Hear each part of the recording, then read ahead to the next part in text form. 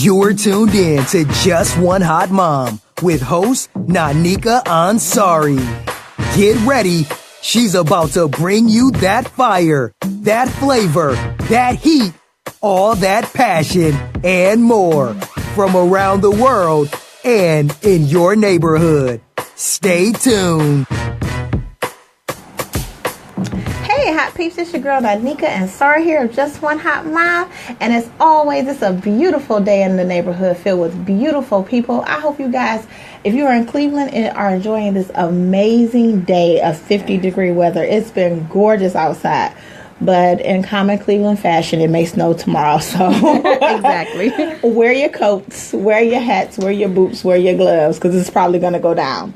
I am so excited to be in the studio with my good friend Veranda Rodgers of Pregnant with Possibilities. Can you tell the people, hey? Hey, how are you guys doing? So great to be here. And just so you know that we are silently cheering Veranda's son on because he is in his championship game today. Yes. And so we need everybody to send their positive vibes his way so that they win their championship game. Absolutely, absolutely. So I'm there in spirit. Right. I caught the we first... watch it on her other phone, y'all, just so y'all know. We watching it. So I'm so glad that you came in today. I think this has been a long time coming. Our schedules have been like crazy. So I was like, we're finally going to do this because I think that it's important that we get this information out there. We both work with parenting teens or teens that are trying to not get pregnant. And so it's very important that we put that out there in the community to let you know that we have resources available for teens that are pregnant, like myself working with Young Lives, and then Veranda working with Pregnant with Possibilities for teens who are, at risk. So we actually have a couple components. Okay, to our let us know. We need to give people help. So the first one is actually teen pregnancy prevention. Okay. So obviously that is the preventative side. So how do we stop you from becoming a teen mom, right? Mm-hmm. The second component is we actually work with young ladies who are pregnant or parenting. Mm-hmm. Our main goal is to help them overcome so that they don't use their circumstances as a stumbling block for success. And then the last component is we do a women's empowerment initiative. So for women who are in underserved, low income. So how do we empower them to make sure, right, that they have the tools, resources to be successful and that they can overcome everything. Right. Yeah, that's what I'm saying, you guys. There are community resources available everywhere. It's just a matter of knowing how to get connected. So we're going to talk to you guys about that tonight. If you'd like to call in or if you have questions, you can dial 440-252-0518 and we'll be here for the next hour giving you this information. So I know I was a teen mom. What motivated you to start Pregnant with Possibilities? So I was a teen mom as well. So I had my first child at the age of 16. And I remember when I told my parents that I was pregnant, it was not their ideal plan for my life, right? My parents had been married for, 10 years before I was even born. Put myself and my brother through private school. So me being pregnant was like, no, that's not what we have for you. But in that, there's always I always say there's a blessing in the stretching, right? So life was stretching me at 16 in more ways than one, which required me, to be grown up, to be an adult and start making decisions because I had somebody who was looking at me, It also made me realize that this wasn't my end goal. Life didn't have to stop for me. So I went to high school, finished, went to college right after high school, finished, got my bachelor's degree. Took a job, was like, okay, I can't do this. It's not going to work out. So I need to go back and get my master's. Got my master's. Oh, did I mention I fell in love with the man that that I had a kid with at 16? So that is now my husband, my boo thing. Shout out to him. We still here. Black love is real. And so with that, I wanted to go back and give to some of the young ladies who feel like life is over for them once you find out that you're pregnant. And see, I'm so glad you have this now because I always tell people this story. Like, I was pregnant. I was 17, a senior in high school. And, it took me a long time. I think I was, 6 months pregnant when I finally dropped it on my parents. I was, layering my clothes up and I finally was like, okay, I need to tell my parents because what if something happens? What's going to happen? And I remember telling my parents, went to private school, and they were like, we have to go to this counseling center. And And I'm like, okay, well, I'm thinking it's going to be counseling like Lamaze, like they're going to teach me different stuff about having a baby. And it was not. And I was telling people, like, this was the most depressing group I had ever attended. Like, there was no you have a future moving forward. It was now you on lockdown. This is your life. It was so frightening and scary for me. And I remember I went one time and I was like, lady, if you could sign my form, I'm going to figure this out and I'm going to be good. And she was like, no, you're all the same. And I knew from that point on I was different. Like you said, I knew that I had to be responsible for another person. And so when I got the opportunity to work with young lives, I was like, okay, I hope nobody else has to go through what I went through when I joined that group. But some people do. Like, that's the crazy part, because support is real. And so even though my dad was very upset, I remember him vividly not talking to me for at least 2 months. Like, he was pissed. They get together. He was so mad. He like, you're not going to do nothing with your life. You're going to end up like all the rest of your family. Well, I'm here to be a witness. I'm the first female in my family to graduate from college. And so that doesn't have to be your story. And so even though you don't have support, that's why you have organizations like, you know, the ones that we represent to be that support system. But the reality is, just because you get pregnant, life is not over.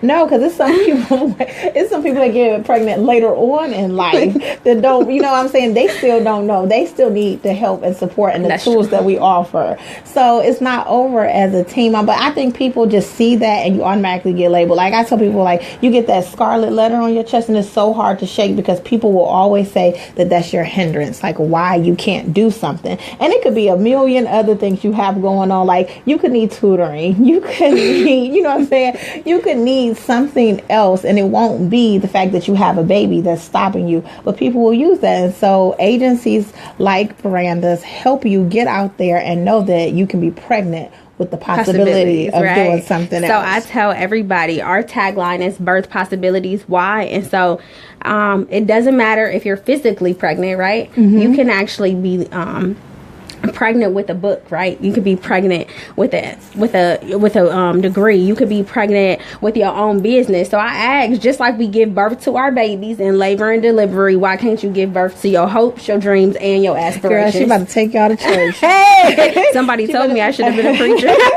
Because I can say I've given birth several times that haven't been in the hospital. But people don't believe that. Like they don't believe that you can plant the seed and the seed grows within you, and it's up to you to birth it and nurture it. Absolutely. And so I appreciate you guys taking the opportunity to get people to help nurture those other girls' dreams, because then you'll have the other people saying like, oh, all y'all do is pay attention to the girls that are pregnant in school. What about the girls that aren't pregnant, that are doing the right thing? What do you say to those people? So what I say to those people is I do work with those young ladies as well. I want them to make healthy lifestyle choices, right? So that's everything from understanding abstinence, understanding all the contraceptive methods that there are, understanding AIDS, STDs, and everything that you can get when you decide that you want to make that step, so you are prepared to make the best decision. But in that, I always include goal setting, so everybody know that at the end of the day, my goal is to get you the birth possibilities so you can get from where you are to somewhere higher. Because just because your mom was a teen mom, your grandmother was a teen mom, just because y'all all live in poverty don't mean that has to be your story. And see, and that's the thing I think that we get stuck on, like, oh, generational curses. And it's like, okay, at some particular point in time, we're going to have to stop claiming that and saying that it's a generational curse that's going to mess us up. When all in all, it's a matter of your get up and go. That's you know true. What I'm saying? Like, it's a matter of your drive. My drive and your drive might not be the same, but we all have it in us to be able to drive to do something better. That's true. So I have a question for you. So hopefully I have an answer. I'm thinking that you do. So you deal with pregnant teens, I deal with pregnant teens, and I was just like trying to figure out, like, do you think, where are we missing the mark when it comes to teens getting pregnant? Because, you know, for a long time, people are like, oh, no, the rate of teens getting pregnant is going down. But if you work how we work, we know that the rate of teens getting pregnant is not going down. So who's missing the mark? Society, the parents, the school? Where are we not hitting the nail on the head to make these teens realize that you can wait to have a baby? So we are not missing the mark, I would say, is informing. So information is real. And at home, most things start at home. You're right. And some parents are afraid to have that conversation of, if you are sexually active, you know, the steps that you should take. And And do the child even feel comfortable with having that conversation with you? Do you all have that type of relationship?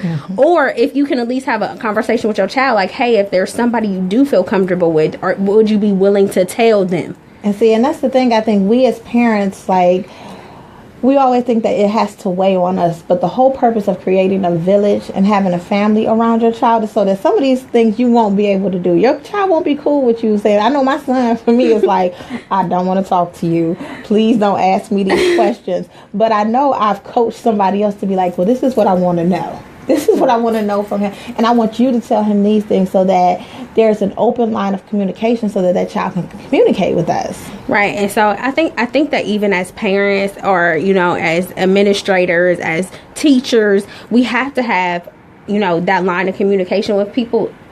Children always have two people that they feel safest with. Mm-hmm. And so in that, are they comfortable enough to have that conversation, and those people gonna give them valuable information? Because it's people out here be like, nah, you don't need that, baby, you don't need to be doing this. So you gotta have a real conversation. And my son, he don't want to have those conversations, and he look at me and want to shy his face or whatever. But no, we gonna have these real conversations, because kids is real. The reality is, y'all, a lot of these teens want to be curious and engage in stuff that they don't have no business. And so in that, we got to have real conversations about what's going on, because when I go into schools and I have 15-year-olds that's pregnant with twins, and I got a 13, 14-year-old at home, yeah, we got to have conversations. Because they're doing something. And see, I think here's the thing where I think we miss it is that we think if we say don't do it, like that's it. Like you just say don't do it and you leave it at that. Right.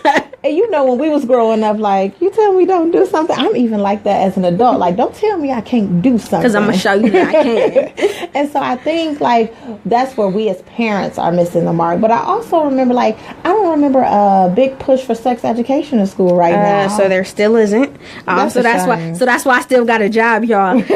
But in that, so even health, some schools don't teach health. Like, you should know about your body. You should know about the other person's body that you want to be connected to, because then you understand how babies are formed. Because most kids, we want to talk about puberty and things, and they're like, nah, they scouring up. But at the end of the day, if you don't know who you are as a woman, if you don't know who you are as a man, you don't know how kids is born, you don't know where you come from, like, you just out here all willy-nilly, not knowing nothing. And experimenting and ending up with a baby that you can't explain sex to. So right.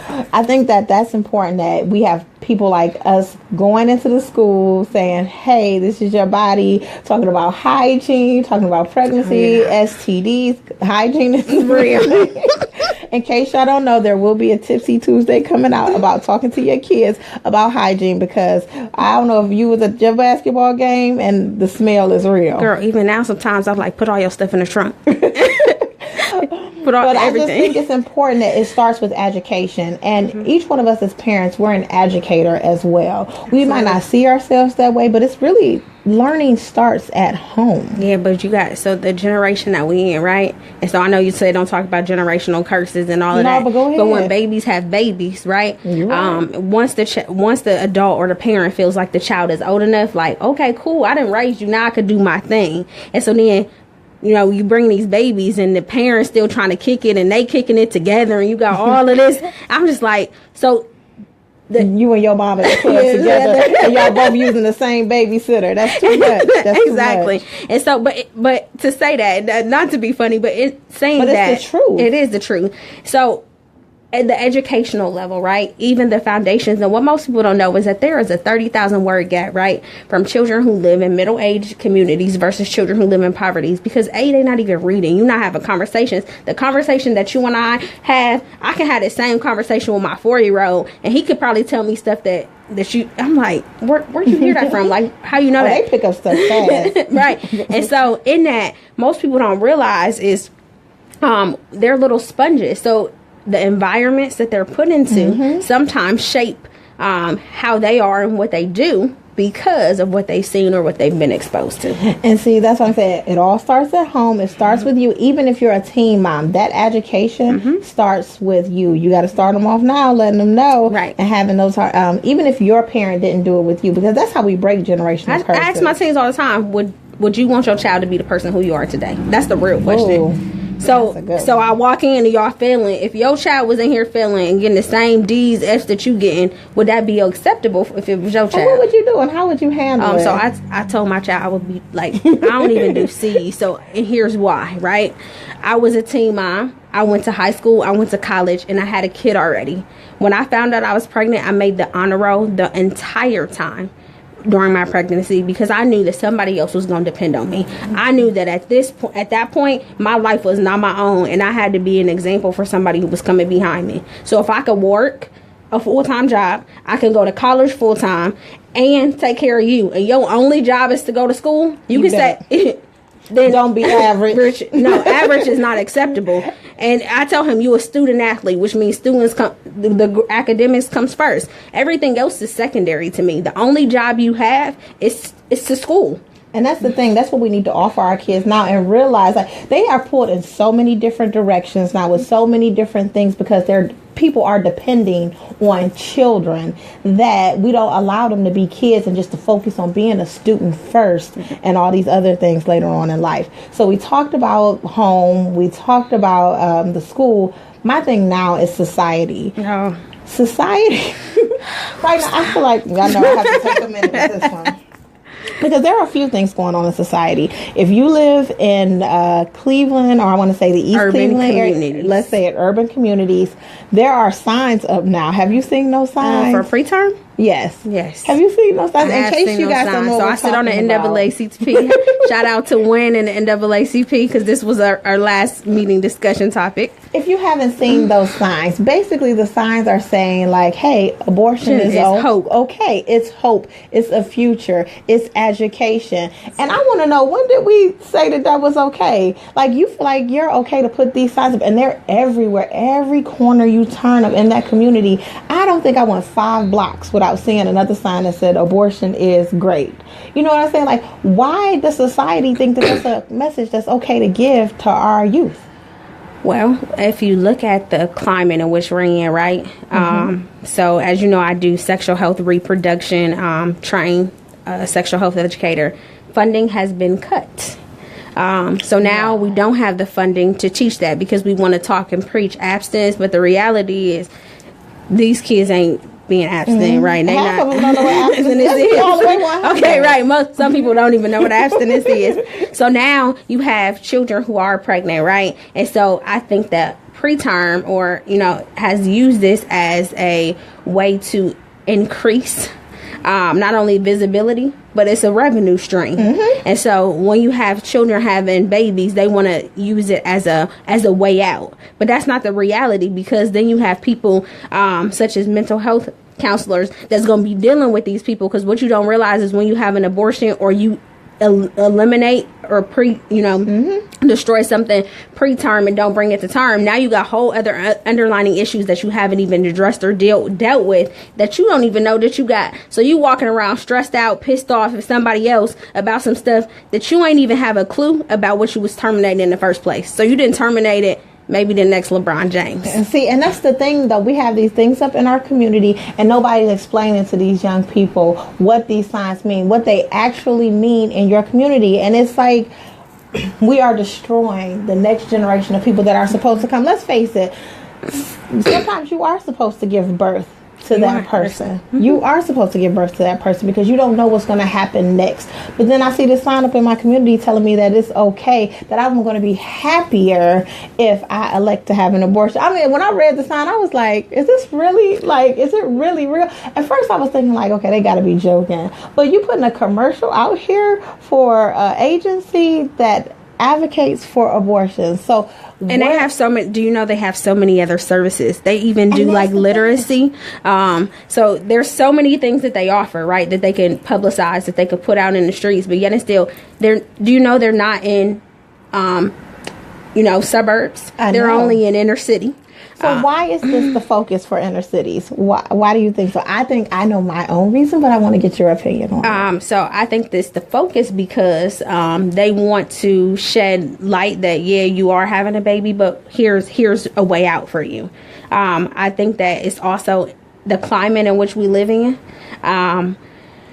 where even look at birth control pills, right? employers don't have to provide them. And so with that, it's just a stream to decrease our population.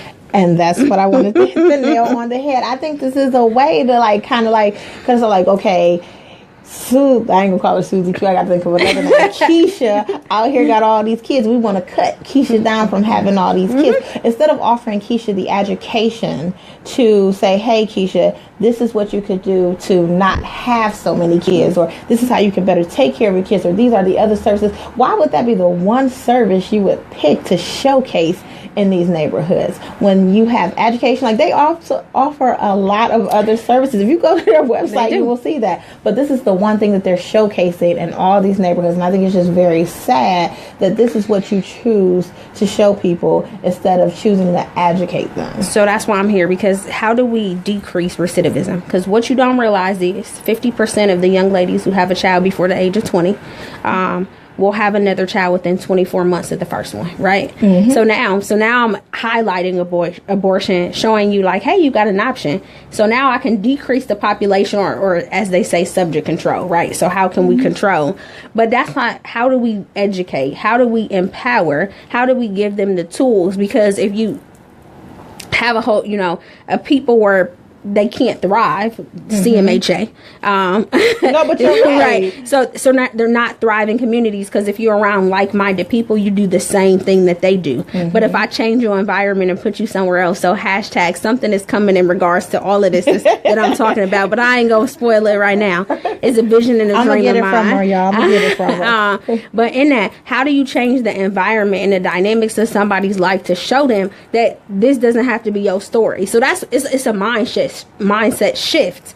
But it starts with being willing. It starts with being willing to listen. It also starts with being able to see something different, somebody else's story. So here I am. I'm a living testimony that, I got pregnant at 16, but that's not my story. So when you see me, don't identify me as that, because that's not who I am. My name is Veranda. I'm a child of God first. At the end of the day, if you can call me anything, you can call me ambitious, because I'm going to be a hustler until the day I die. So therefore, there are other things that identify who I am.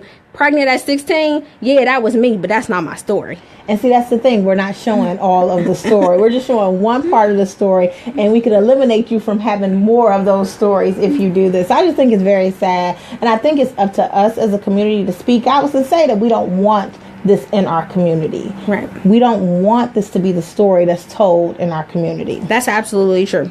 Now, with that in society, I know you get this question, because we at Young Lives get this question all the time. We have all these programs offered for young ladies. Why are we not following up with the young men? So, shout out to Cuyahoga County Fatherhood Initiative. And so I do a lot of work with them. Okay. We do a youth empowerment summit, which, shameless plug, is going to be May 5th at John Adams High School. But they are very instrumental in having a lot of community partners everywhere from, I know one of my good friends, Amir Salim, he has a group for the young men, boot camps for dads. Everybody hear him on the radio. So the question is, are you utilizing the resources? They have a lot of campuses, a lot of different partners in the community that you can utilize for dads. I know through our Yes Cleveland, our main goal is for boys and girls, ages 13 to 20. How do we show you the importance of making healthy lifestyle choices so that you don't become a father prematurely, that you don't have premature pregnancies, and different things like that. So there are a lot of services out here for men. Well, okay, so here's the thing then. Why are they not able to find them? Because we get that question, like, you guys do all this for girls and stuff like that. And I think our main thing and our main focus at Young Lives is we're reaching 2 generations for Christ. So we're pulling the mom in, because let's face it, the mom's going to be the primary source raising that child. And so we're trying to get those two. And I'm like, we are not equipped, as have never been a teen father, to coach you on how to be a teen father.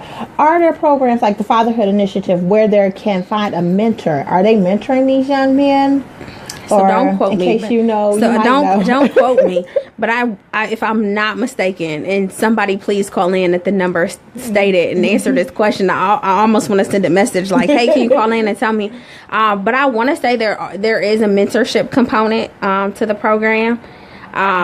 So Al Grimes, which is over the Fatherhood Initiative, the head guru. Listen, they tell you to call 211 for help. So listen, you got the easiest 3 numbers to call it and get all the information that you need. But if I'm not mistaken, there is a mentorship component, and so what I find is guys are the hardest people to get through. And I was just going to bring that up. I think it's hard to get them to come in and connect and to be like, okay, I'm about to be a father. They don't trust people. You know, women, we sometimes a little gullible, right? And we be like, oh my gosh, I love her I'm spirit. Get some Pampers. Right? We go over here and get some milk. And you know what I'm saying? But that is what, I'm not going to lie, that is what we use to pull you in to deliver the message to you so that you can get the information you need to be a better parent. It's a little different with guys. You got to be that. You got to be a man's man to connect with somebody else's because at the end of the day, guys just aren't as willing to connect. They're not as trusting as women are. It's kind of like the man that's driving down the street and he know he lost, but he don't want to stop and pull over to ask for directions. So it's the same thing in looking for resources. There are a lot of resources out here for guys. I just think that sometimes they're not as willing, or maybe they haven't accepted the fact that they need help. So do you think we can do this? Do you think it's up to us and our programs to tell the mom, to make those resources available to the mom, and maybe she can make it available to dad? I think it's very helpful because having a healthy relationship is key, and that's not even if y'all together. I'm saying a healthy relationship for the child, because just because y'all not together don't mean like, nah, you can't come get, you didn't sing Byron, all of that. So in that's not healthy, because at the end of the day, kids are sponges and they see exactly what you do, how you interact, and that's the same way they're gonna have a relationship with somebody else when they get older. So just because y'all not together, just because y'all have a relationship, don't mean that it's not important for y'all to be able to co-parent, for y'all to be able to communicate, for y'all to be able to coexist. Even if he got somebody else, you got somebody else. How are the people outside of the biological parents instilling and putting in values within these children? And see, I think the other component that's important to it too is that even when your kids start to date, that you start to, you know what I'm saying, teach them about this stuff. Even the young man that comes over your house to pick up your daughter, if you got to go reach out to his parents and his parents ain't involved, at least you be the advocate. I tell my son all the time, I'm like, where her daddy at? Because if she got daddy issues, it's a whole not, and he hasn't. That's a whole nother show. He hasn't really grasped that, but and I'm not saying that that's a bad thing, but at the end of the day, right, as children, right, they need guidance. And if there is no guidance, or someone hasn't set the precedent, so my father has been in my life my whole entire time, but you could trust and believe he set the precedence so that when I did get a man, like, dude, no, I was getting that before you came along. So if you can't match the fly, you can't match the intensity, then I don't need you, because I don't need you to take me out on no date and pay for a meal, because he already did that. And if I call him today, he can. Shout out to my husband, he holding it down. But at the end of the day, when I was out here dating on the scene, I had a higher level of expectation, and it starts with self-control and even what we see, because if your mom was somebody and he calling her all types of B's and this, that, and the other and calling her out her name, you gonna think that's acceptable. And you gonna think it's okay, and you're gonna go along with it, and then you show that to your children and they think it's okay. And most women date their fathers, whether they know it or not. So at the end of the day, if your dad went there and he was obsolete, you better be careful, because you might be attracting that same type of energy. See, Veranda then opened up the door. She just wanted me to walk on through. I'm just saying. It's the truth. It is the truth. And it's funny that the 3 women in this room have really dynamic fathers. I'm telling you right now, like, you guys have met my dad before. Veranda's talking to her dad, and then Robin's talking to her dad in the past before. And it's just amazing what fathers can do in your lives when they're there and they're present and they're active. Somebody said something, and I don't know who it was, but if you said it, I appreciate you saying it. Fathers teach children their work ethic. So that's how you learn how to hustle. My dad hustled his whole entire life. You can't so listen, I got 2 degrees.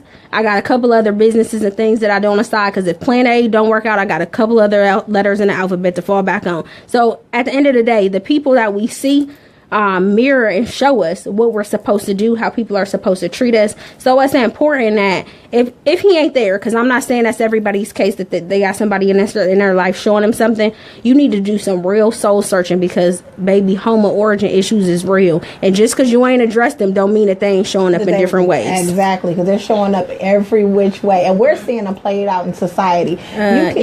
All the time. So I want to kind of go and backtrack a little bit. No, you're good. You're good. I want to go and backtrack a little bit, but first we're going to take a very quick break. Veranda Rodgers and I are here. Veranda's from Pregnant with Possibilities. You know it's your girl. I'm just hot out here in these streets. We'll be right back momentarily. Hey, hi peeps. Welcome back. And as you know, or if you're just joining us, I'm in the studio with Veranda Rodgers of Pregnant with Possibilities, and we are talking about birthing these dreams for teens in our community. But you know what? I said we was going to start off with something else, but I'm going to turn the corner, so don't be mad at me. No worries. But can you explain to people what the importance of being able to birth those possibilities is? Why you feel the need that is the seed that you plant in the community to tell people that they can birth those possibilities? Because so often there are people who tell us what we can't do. There are people who try to put us in a box and think that we should be a secretary when at the end of the day we was meant to be the CEO. There are people who are surrounded by negativity, and unfortunately they don't feel like there is no way out. But I am here to be a testimony that you can do anything that you put your mind to. If you write it down, if you say you can have it, I'm starting a new movement in 2018. I want my cake and eat it too. So at the end of the day, and I want another piece of ice cream, and I want it to be all decorated and everything. Exactly. So we've been given this false hope, right? And actually, I won't even say sometimes we've been given this false hope. Sometimes we put in our own mindset that we can't do it. And so sometimes you done thought yourself out of something or out of a blessing because you done put all of these things like, oh yeah, well if it don't work out then I can't. Like, you afraid to fail, but failing is just learning opportunities. So don't look at them as negative. Look at them as ways to learn. They're tools for you to do it over again and figure out what pieces and parts. Yeah. So I'm thankful for all the closed doors. I'm thankful for all the nasty people that I ever encountered. I'm thankful for the jobs that fired me, because here I am still shining. And at the end of the day, if it wasn't for them, if it wasn't for those experiences, if it wasn't, and that's not being negative, all of those shaped who Veranda is today. And I can live my most authentic self. And I can appreciate that. And I'm going to curve it back to what I said we were going to talk about. Because I think like we don't have that in schools. We're going to take it back to the educational aspect of it. Because we know that education starts at home. Mm-hmm. But when you go to school, and let's face it, our kids spend a lot of time in school. They spend like as much time as we spend in work, they spend at school. And so when you don't have that, where are guidance counselors in schools? What happened to them? They still there, but I think they be in the office. And so, shout out, I got a couple of friends as guidance counselors. I love y'all. And so I know there are some good ones. I think that in our education system, right, we have a lot of teachers, guidance counselors that are overworked. They have a huge caseload of so now teachers are social workers, guidance counselors, mamas, daddy. They're doing everything. And so it was like, I don't know if when you were in school, when I was in school though, there was a designated guidance counselor office that you could go to, that you could get help in. And so I just don't see that now. And I feel like that's why the need for these two groups came along, is because they don't have those in school anymore. Right. And so I know that even in urban communities, they have wraparound. The United Way has wraparound services in the school, which is trying to meet the needs of a whole population. So what is it that these students need? Because at the end of the day, what they realized is if you hungry, then you are not going to learn. Mm-hmm. Right. So you got to meet the basic needs. And that's kind of where we start at, because if basic needs aren't met, then unfortunately as teachers, you can't do anything for that child. Mm-hmm. So that's important. But as you said, having a guidance counselor, sometimes you got the wrong people in the wrong position. So just because you got the educational skills don't mean that that's where you're supposed to be. We have people who can't relate. So if you are in a school or in a community where that's not your reality, if you're not hungry at home, if you've never had. So the real question is, have you ever had to worry about your cell phone getting cut off? Mm-hmm. Exactly. Right. If you kids, their cell phone get off, it'd be a wrap for them. They don't know how to act. They don't. Even some adults. Okay. Yeah. So in that, if you don't have the same struggles, then unfortunately sometimes you don't think the same. Mm-hmm. There is a barrier that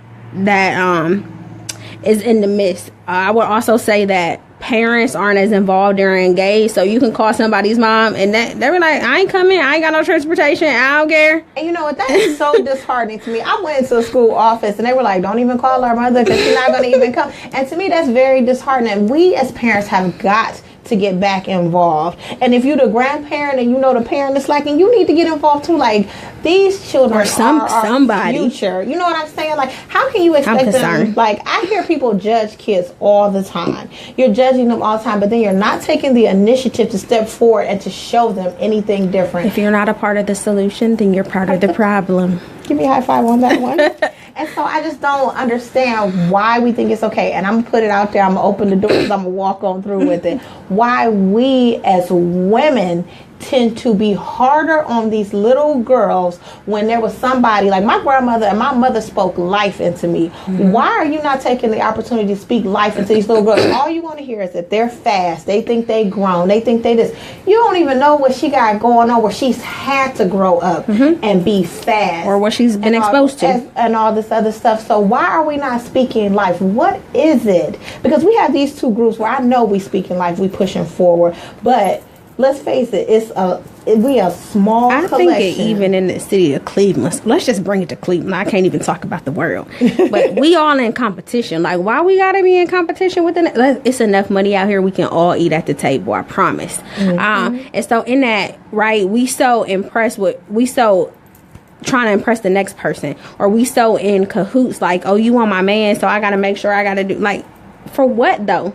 But I think it's a shame that we, as the elder women, right? But I'm saying that's what I'm getting to. So in that, right? We got our own issues, and we can't think about kids, right? They go to the playground and be like, they just met you, like, oh, that's my friend. As adults, we don't do that. Like, they best friend, and as adults, we don't do that. So in that, it's hard for us to connect with people or have that connection, especially to girls, because of maybe cultural things, maybe the way we've been raised, or just different things like that. So I'm gonna encourage everybody to start a love movement and just wrap these young ladies in your arms, right? At least just take one. What is it gonna kill you to compliment somebody every day? Like, oh my gosh, that's a beautiful shirt. I do that every day and on purpose, and you will be shocked how many people you catch off guard. Like, oh my God, you look so gorgeous today, and people are like, is she talking to me? And I'm like, yeah, I'm talking to you. It takes nothing for you to be a decent, kind human being to another person, because you don't know what they're going to. I remember I encountered a lady. She was sitting at the table. Her makeup was bad. And I walked over to her and I'm like, oh, I was like, your makeup is gorgeous today. This lady had just been through chemo and had went after chemo. She was like, I'm just trying to feel better about myself. Like, I don't feel like I look good. And I'm like, well, girl, you rocking out. You never know. You might elevate somebody's life to the next level by that one compliment you give that day. But I just feel like we, as the elder women of society, and I'm saying elder women, if you above 30, you are elder woman of society, you need to take responsibility. I'm gonna say if you got it together, right? Because there are some people that take it back. I'm 30, and I listen. I done had all my stuff together for a long time, but that's okay. So in that, but I'm saying if you in a place, right, where you can at least give somebody some encouragement. There's somebody that's always doing worse than you. So it don't matter if you elder or not, because even at 12, you can still encourage the 5-year-old. So therefore, why can't you give love or just some type of encouragement or help guide? Because at the end of the day, everybody is looking at, what people are doing and how they interact, and how you shape them or how you show up for them is what they remember. And that's the thing, though, is showing up for them. I just feel like it's our responsibility. And I'm talking to women out there who, you have it together. You owning your own business. You're doing your own thing. Yet you won't reach back into your own community, the community that you came from, to lift somebody up. And I was like, now there are programs out there where you can volunteer. We're going to put those plugs out there. You can. Where you can volunteer, and we will teach you how to go back into your community and pull that girl up alongside you so that she can be a better. And it's just going to get better, because if we keep going the direction we're going, I don't want none of these kids touching my retirement stuff just yet. Not only that, but I think society, if you look at I don't even want to say this, but our administration, right? So we've been brainwashed to think that it's okay for him to talk about women the way he has, right? And so with that, what happened to the values? Where the values at? Where the parents teaching the kids values at? Because if you believe that it's okay for somebody to talk to you or talk down to you or degrade you, and even think about all these sexual scandals that are coming out and things like that, right? Why were people afraid to talk then? And the question is, do we have children who are afraid to talk now about things like that? And that's kind of a value, and we go back to where we started at. Do they have somebody that they feel comfortable in talking and discussing these things with? So I'm going to issue a challenge to everybody out there, whether you're in the Cleveland community, wherever you are listening. I'm going to challenge you to, in this new year, go back in your community and see what's going on. Go back to where you came from. If you came from the suburbs, go over there and see what's going on, because there is something in your community that can use you. And you have to be used. Like, people are like, I don't want to be used, stuff like that. But there is a reason. There is a certain way that you have to be used to be able to go back in your community and say, I was where you were and look at me now. And there's nothing wrong with being that confident to say, look at me now. Look where I started and look where I went. And I'm still going. So if you're 30 years old, you still have I got a long way to go. You got a long I got a long way to go. But at the end of the day, like, it doesn't matter if you made just small progress, right? You just completed your first freshman year of college. You still got something to talk about, because there's a lot of people who don't even make it from 8th grade to 9th grade. So why can't you go back to your community and be like, it was real hard for me, it was a struggle, but I'm in my freshman year? Because that's going to give you a little bit more energy and initiative to keep pushing. So that's why I say it doesn't matter how old you are. You still have a story. There's still a certain type of way that you can help somebody else. I'm so glad you said that, because that's the thing. And I always tell Robin, you ain't gotta have it together. People don't tell the stories. We're not telling the stories that could possibly save somebody's life, because you know what? My story might be embarrassing. I might be ashamed of my story. My story is not who I am right now, or I'm thinking that my story didn't help create who I am right now. And so if we don't tell the stories, how am I supposed to say Veranda was pregnant at 16 and then came out of that and was this successful if I'm ashamed of who I was? See, it's a lot of, I'm telling you, you gotta be real with yourself. So in living your most authentic life, right, I challenge people to get real with who they are. And so sometimes I say that it's stuff holding on to you and stuff that's weighing you down because you haven't addressed. And so with that, be candid enough to know that you ain't got it all together. I'm gonna be candid enough to tell you I don't have it all together. I see a counselor on the regular because I'm a mess. Therapy is my best friend. I'm a mess, and sometimes I'm a trip, and my husband still love me. But at the end of the day, sometimes I don't show up the way I should. Sometimes I'm late when I should have been there 20 minutes ago, and I'm just running in with all my bags. Sometimes I'm not the best mom, and no, I didn't bring snacks today, even though I was on the list. But it's okay. And so you got to be okay with just not being your best self every day, because it happens. You have to be okay with revealing your messiness. That's the thing. We all messy at some point. You have to be okay with, and that's the thing, we're a little petty sometimes. Girl, no, pettybynature.com. But you have to be okay with being transparent for people. See, I'm not who I post to be on Instagram or Facebook. If you meet me in real life, you know what I'm saying? Like, you meet me, I always tell people, if you meet me in real life, yes, I am that person. I might be you act a little nutty on Facebook. I am that nutty in person. Social media drives me crazy, and that's because people show you what they want you to see, and then we have teens or young ladies trying to portray stuff that ain't even real. Most of the time, that's Photoshop. That's not even their real hair. That ain't their real booty. Nothing. Like, you know what I'm saying? So with that, you can't get caught up in that. And you can't get caught up in what somebody else got going on. Because, she walking around with them Louboutins and she got that Louis Vuitton belt or bag. But how you know she ain't getting beat to get all that stuff? How you know she ain't on a corner selling drugs for somebody else to get all that stuff? So don't be looking at the next person trying to compare your life to theirs, because you don't know what they doing to get it. And you might not be willing to pay the price. That's why I think it's important. I'm going to take it back that we have these programs in place so that you can see a real person who's been through some real life stuff. I still got real life issues. All the time I say, I am broken, but I'm healed. And the healing is still taking place. Every day. The healing takes place daily, on a daily basis. So I'm not going to show you who I'm not, because I can't be that person all the time. I say it's a hard job being me. I can't afford to be nobody else. And so I can't act like nobody else. You know what? Because one point in time it's gonna fall off, and the real me is gonna be. So revealed. I say that even when y'all dating people. So I'm gonna give y'all this small little tidbit of knowledge, right? if you junkie and you go on a date with somebody and you decide to clean up for that one night, just know that the real you will come out at one point in time. So if you junkie, just be junkie when they come over the first time. So therefore you ain't gotta fake it, because at the end of the day you can only fake it for so long. Okay, we got all the way off topic, but that's the making of. But it's the truth, because some little girl out here needs to hear that it's possible for you to just be you. Absolutely. And to be accepted that way. Because I was like, all these guys in this group was talking about the makeup tutorials, like women have taken makeup to a whole nother level. So I don't even know you when I see you in real life. And so, but we have to show, look, makeup is to enhance you, not to create a whole new person. And listen, sometimes people be a whole other person. That's why I jump on with my scarf on, no makeup, because at the end of the day, I'm a real person, right? We got real issues. And if you don't show that, then you have people trying to be like you. And at the end of the day, they it's a facade. And it's impossible. And it's impossible. It's impossible to be this perfect person that I'm pretending to be, and now you're pretending to be, and now we got a society full of pretenders. We all pretending to be something that we not.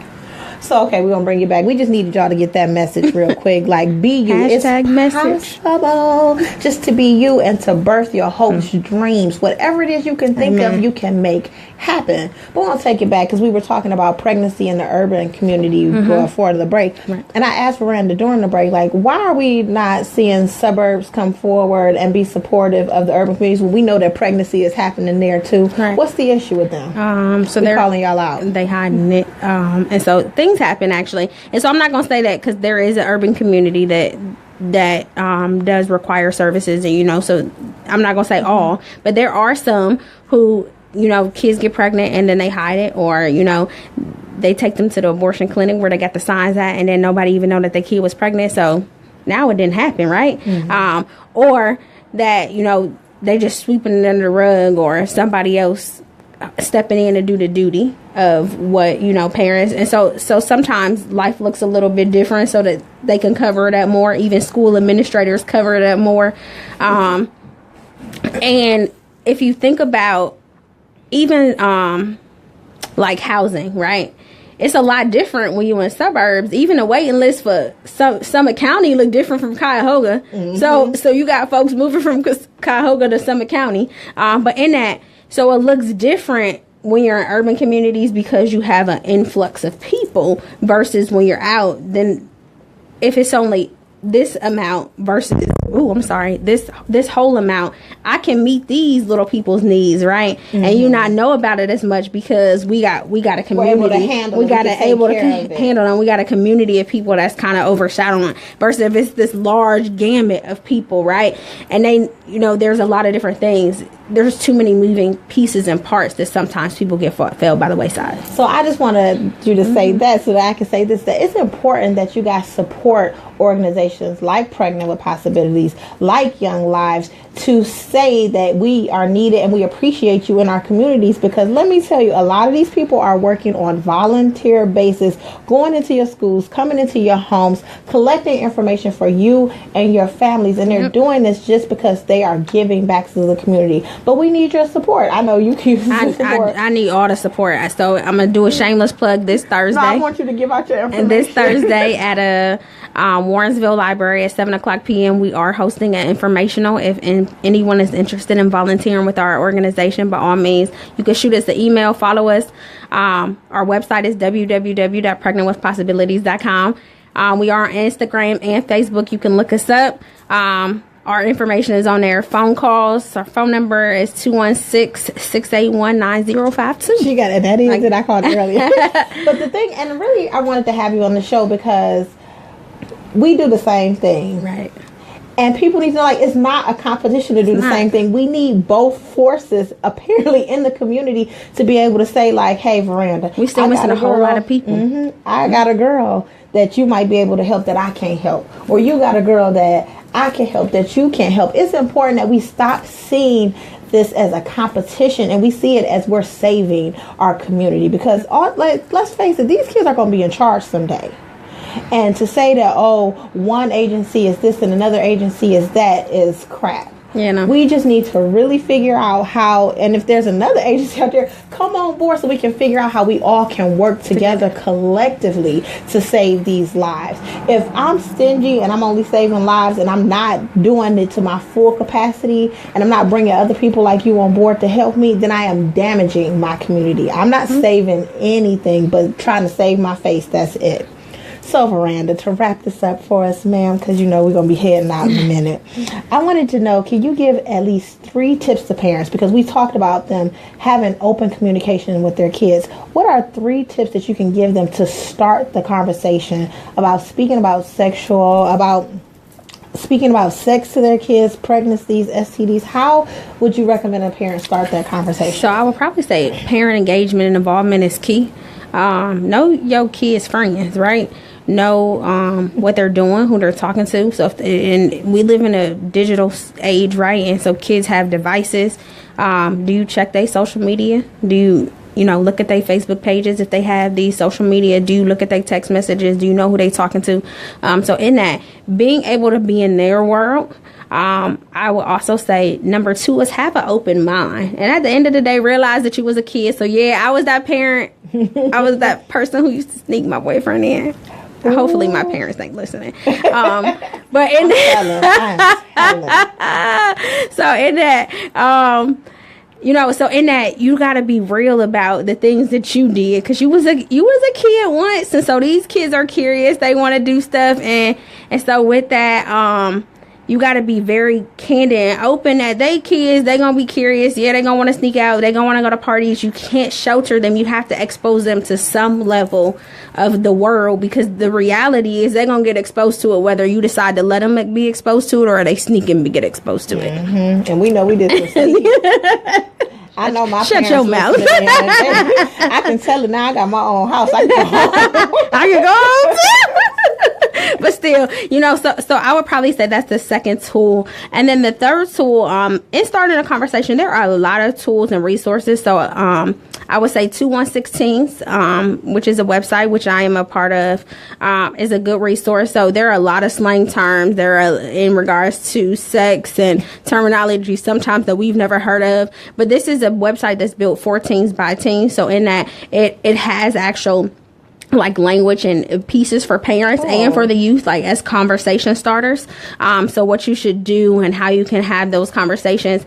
But I would probably say those are the 3 biggest things. Be involved, be active in your child's life. Go to the school, let the principal be present. Let the teachers know you. Let the principals know who you are. So hi, I'm Miss Rodgers. I will be here. And so when something pop off, just so you know, I'm gonna show up. Call me. Send me an email. And don't be afraid to. By all means, I know we are not our children's friend, and don't try to be their friend, but you have to have some level of understanding to know that they are, sometimes there are other students who are doing it, or there are people that's talking about it. So don't be afraid to have those conversations. Bring out a condom. Show them what they look like. Show them that they got expiration dates on them, and if they expire, don't use them. That you can't keep them in your wallet. Most people don't know that. They need to be in this store. They need to be in a cool place, because if not, they're not effective. How to look and see if it got holes in it and things like that. So these are all things that as parents we need to be open about, and talking about to our children. Abstinence and why it's important to wait until you find, the person maybe that you want to marry, because temporary situations and temporary relationships, if you get caught up with the wrong people, you're gonna be with them for a long time. And you might have thought that was just for the night, honey, and it is just for your life. So I'm so glad that you were able to come on the show today, and I'm glad that we are going to be partnering and working together to get the information out there to the community. As we wrap it up, I just want to challenge each and every one of the viewers and listeners to figure out how you can go back and give to your community. How can you help support your community so that our future generation can be better? They're supposed to be better than we are. They're supposed to go on and do more than we do, and they're supposed to create and live out their possibilities. So giving birth to their possibilities. You guys have been tuned into Just One Hot Mom. I am your host, Nanika Ansari, and I was here with Veranda Rodgers of Hey, pregnant with possibilities. And we just want you guys to birth all of your possibilities. Yes. Go on over and visit my website at justonehotmom.com, where I'm still blogging and writing there. And go on over to Instagram and visit me and the hottest kids at Just One Hot Mom all over social media. Have an amazing weekend.